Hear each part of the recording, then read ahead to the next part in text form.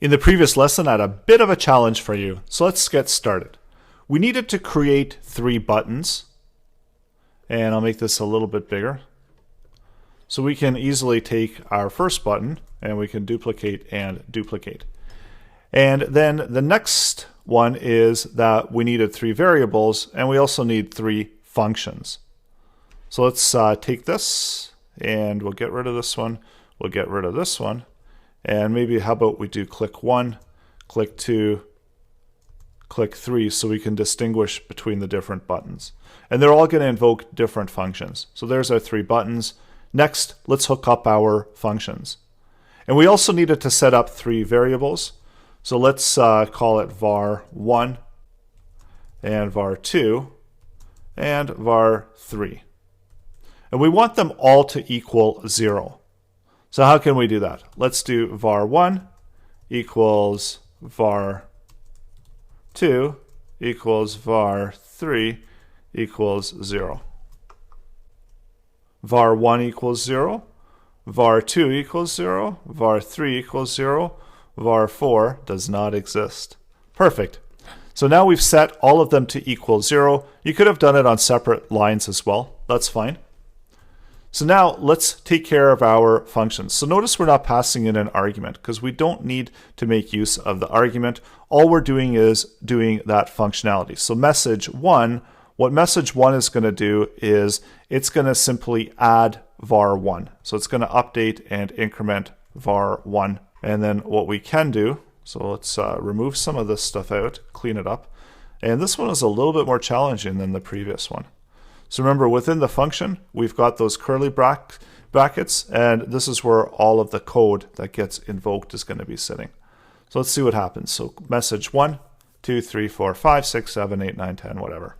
So it keeps incrementing. So perfect. And we don't even need to console log that out. So we've got our function for message 1, and we've got a function for message 2.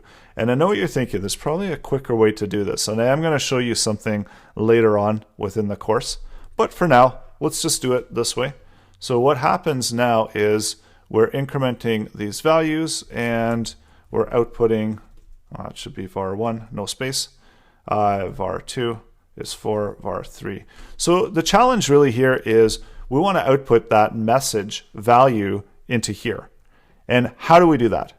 So we know with functions, we can invoke functions. So we can have a trigger, and the trigger starts that chain reaction of the function.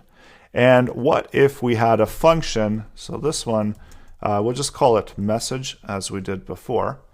And we're just going to simply output whatever the value of the message is going to be.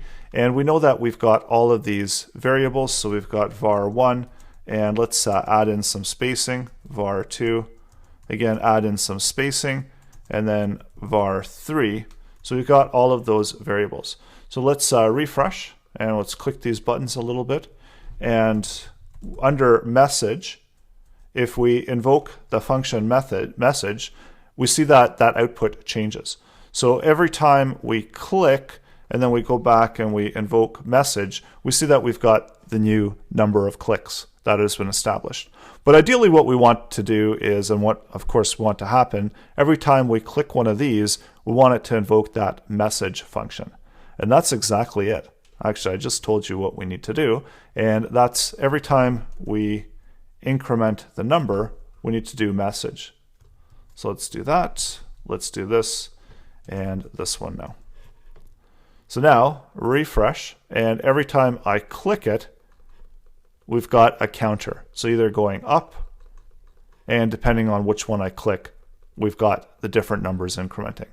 So that's a solution to that challenge. I know this one's a little bit more difficult, but I do recommend that you do try this out for yourself and just get comfortable with writing functions, even though we had to write pretty much the same one over and over again, and also invoking functions from other functions. Because this is where we save time with functions. And this is a good indication of how we save time. We could have taken this, and instead of message, we could have had it like this as well. And that would have worked the same way, But the whole idea of coding is that you don't want to write the same line of code more than once. So that's where you block it in and you place it within a function, and that's how you can access it and make use of it. So coming up next, we're going to get into function in a little bit more detail, because there's some things that we kind of skipped over in the earlier lesson, and I do want to go over them in more detail. So that's coming up next.